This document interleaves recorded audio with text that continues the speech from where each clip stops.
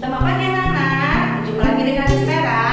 Ayo kita ibadah online bersama-sama. Kita jumpa lagi di awal bulan Juni penuh dengan semangat. Mari kita akan ujian buat kita dari terbit matahari.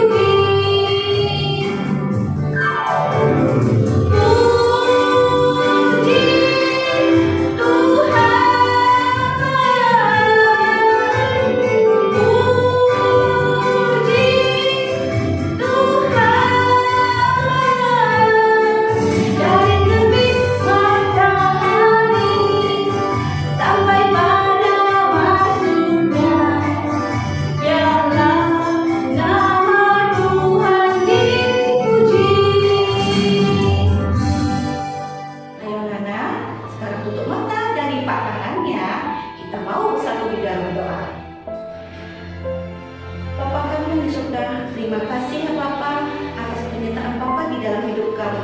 Hari ini kami telah melaksanakan ibadah online kami. Kiranya Bapak menyertai ibadah ini dari awal hingga akhir kami. Terima kasih Bapak setiap penyertaan Bapak di dalam kehidupan kami yang sangat luar biasa. Amin. Selamat ya buat anak-anak yang menang di perlombaan kolase. Semua anak-anak mempunyai talenta yang hebat. Anak-anak itu sangat berharga di mata Tuhan. Mari kita angkat satu pujian buat Tuhan kita di Os.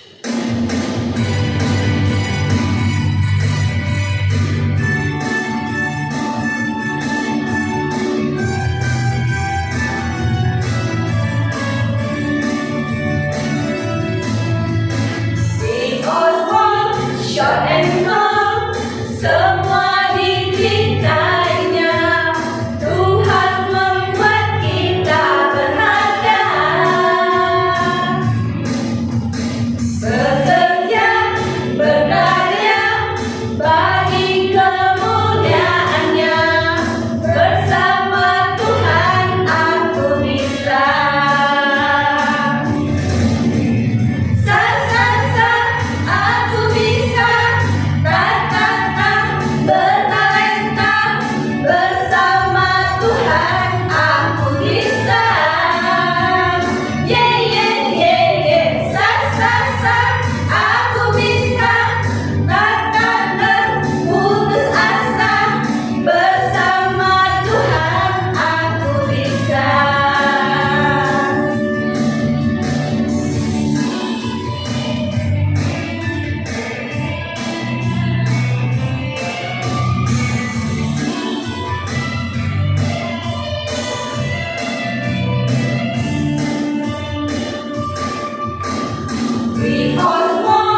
Short and long, semua dicintainya. Tuhan membuat kita berharga.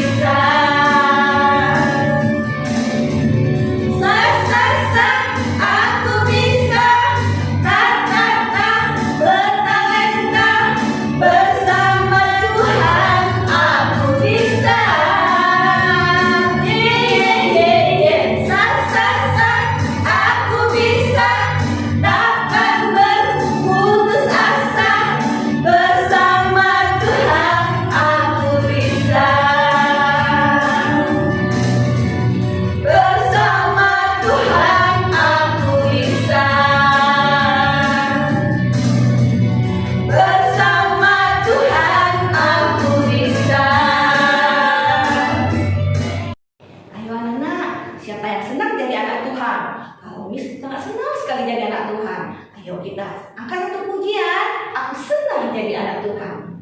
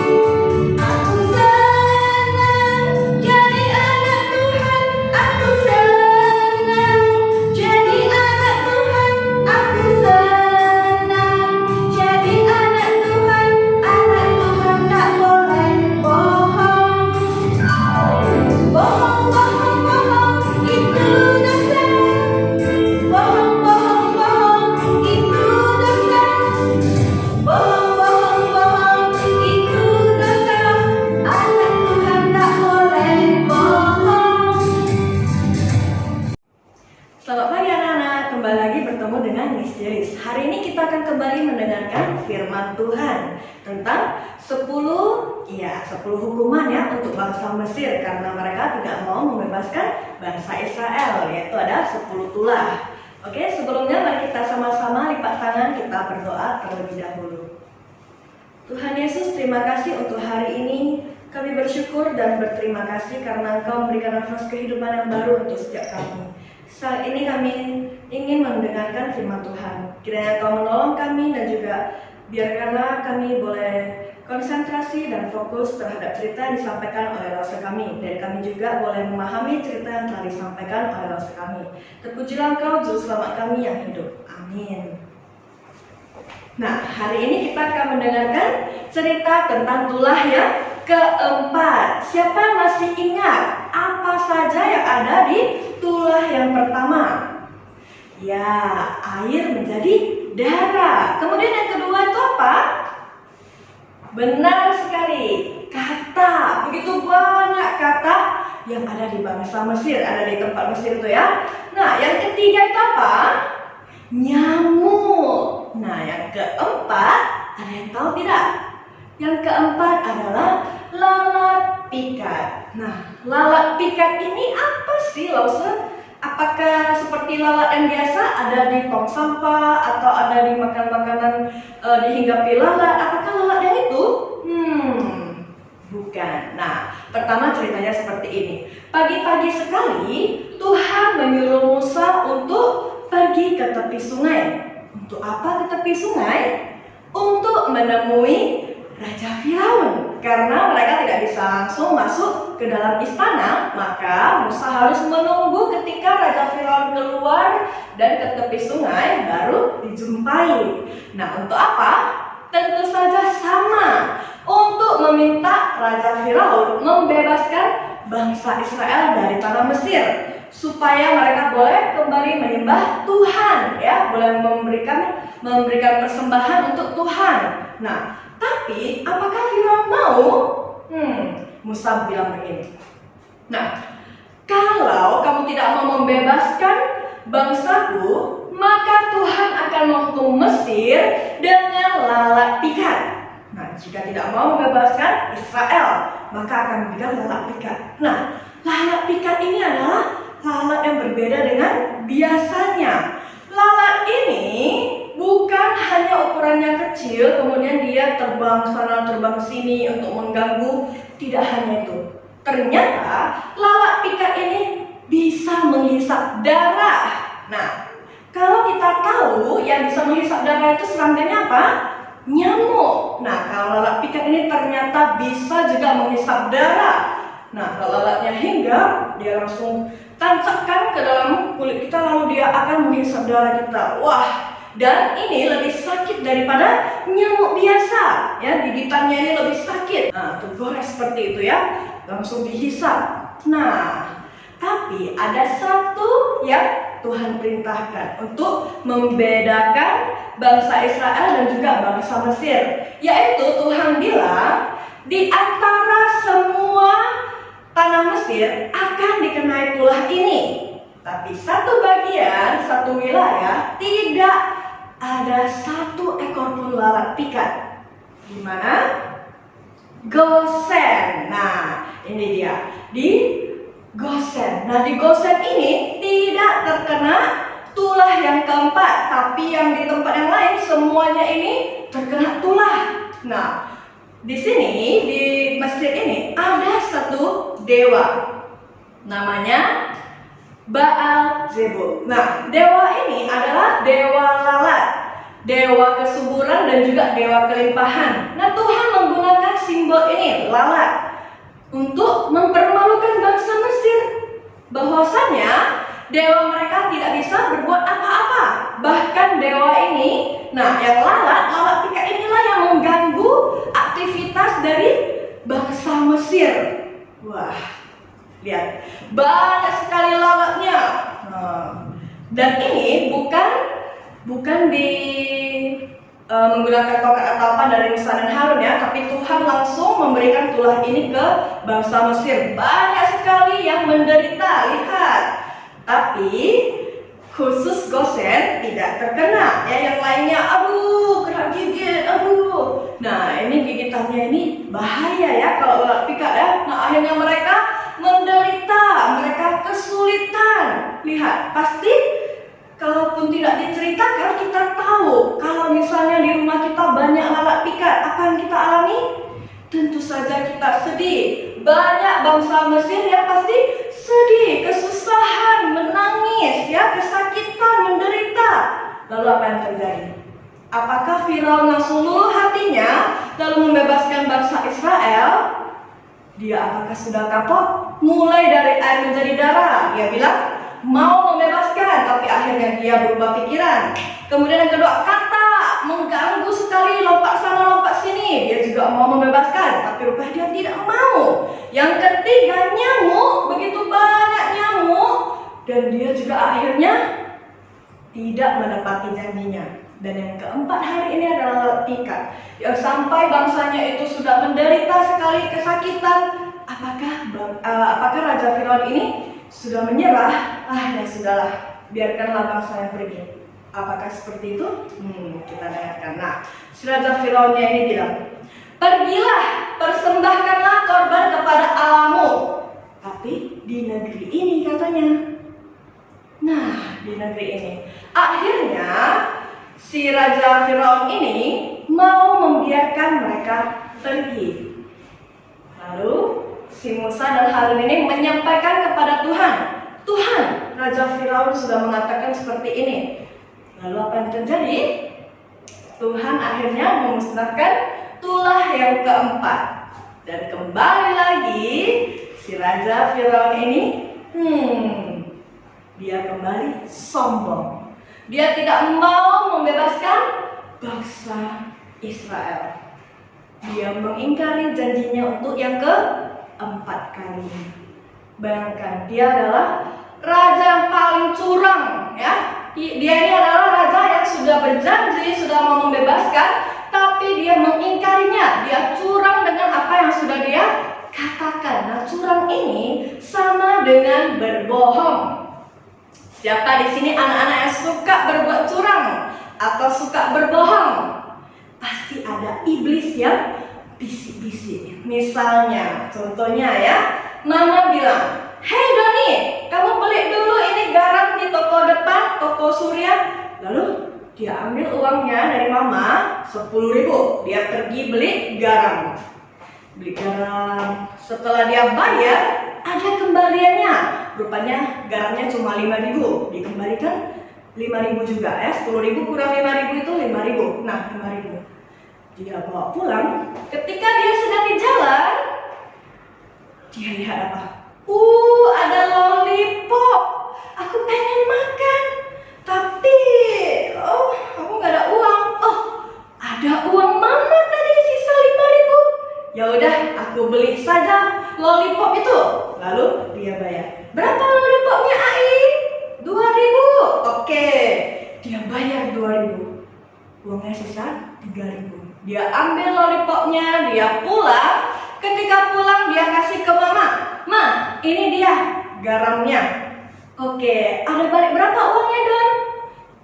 Uang baliknya cuma, mau bilang kak ya 5.000, tapi sudah aku pakai 2.000. Ada bohong aja. Oh, balik 3.000 ma. Sudah berbuat bohong. Hal kecil seperti itu juga adalah penipuan, berbohong. Apa salahnya kalau tadi Doni jujur saja? Ma, baliknya sih 5.000, tapi saya nampak lollipop saya beli. Nah, kan tidak apa-apa. Kalaupun mamanya marah, ya itu memang kesalahan Doni. Tapi Doninya lebih memilih berbohong. Jadi anak-anak tidak boleh belajar berbohong. Karena walaupun kita mulai dari hal yang kecil, bisa saja terjadi hal yang besar. Kesalahan atau hal-hal yang fatal karena mulut kita berbohong. Walaupun yang kita katakan itu hanya lidah saja, kita ngomong, tapi bisa mencelakai orang ya. Hati-hati dengan mulut kita, jangan sering-sering berbohong ya. Kalau sering-sering berbohong, nah seperti Pinocchio ya, sejak dia berbohong hidungnya makin panjang. Nah, tapi kita tahu hidung kita tidak bisa makin panjang. Tapi yang makin banyak itu apa? Dosa kita. Jadi kita sudah tahu Tuhan sudah membebaskan kita dari dosa kita, sudah menebus dosa kita sehingga Tuhan sudah mati. Jangan lagi kita menambah-nambah dosa. Oke anak-anak, kita harus menjadi anak-anak Tuhan yang baik, yang tidak suka berbohong, tidak suka berbuat curang, harus jujur ya. Kita tahu semuanya bahwa jujur itu memang tidak mudah, tapi kita boleh mulai dari hal yang kecil. Kita bersikap jujur ya. Nah, hari ini kita akan membaca ayat Alkitab. Amsal 30 ayat 8a. Jauhkanlah daripadaku kecurangan dan kebohongan. Kita sebagai anak-anak Tuhan tahu kita tidak bisa menghindari namanya bohong atau curang. Pasti ada saja yang bisa kita lakukan. Mungkin kita silap, kita sudah berbohong. Lalu kita ingin menang, maka kita berbuat curang, menyontek supaya dapat ranking 1. Itu bukan hal yang terpuji.